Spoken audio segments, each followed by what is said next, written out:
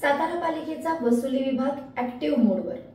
एका दिवसात 6 मालमत्ता केल्या सील। शासकीय थकबाकीदारांनाही बजावल्या नोटिसा। सातारा नगरपालिकेचे मुख्याधिकारी अभिजित बापट यांनी दिलेल्या आदेशानुसार सातारा नगरपालिकेचे वसुली विभाग प्रमुख उमेश महादार यांच्या नेतृत्वाखाली वसुली पथके ऍक्टिव्ह झाली आहे। काल एका दिवसात 6 मालमत्ता सील करण्याची कारवाई करण्यात आली आहे। तसेच शासकीय थकबाकीदारांनाही त्या कार्यालयात जाऊन विभाग प्रमुखांना नोटीस बजावण्याचे सत्र सुरू केले आहे। अगदी सातारा जिल्हा परिषदेच्या काही विभागांनाही थकबाकीच्या नोटिसा सातारा पालिकेने बजावल्या गेल्याचा प्रकार निदर्शनास आला आहे।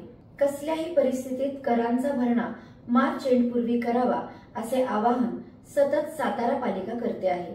तरीही काही नागरिक कर भरण्याकडे दुर्लक्ष करत असतात। सातारा नगरपालिकेच्या वतीने मुख्याधिकारी अभिजित बापट हे सतत वसुली विभागाला दिलेले उद्दिष्ट पूर्ण करण्याच्या सूचना करत आहेत। वसुली विभागाने त्याकरता प्रत्येक विभागनिहाय पथकाची नियुक्ती केली आहे।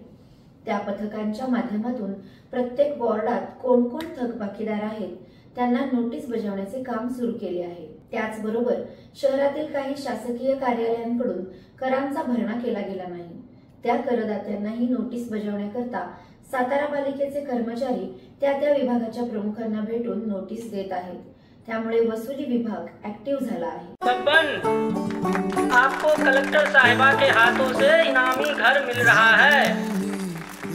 आपका घर बहुत सुंदर होगा ना? अरे नहीं बेटा, हम तो बहुत छोटे आदमी हैं। चाचू डोंट वरी, मैं बड़ी होकर आपके लिए और सबके लिए मजबूत और सुंदर घर बना के दूंगी। कालिका सरिया लाना मत भूलना।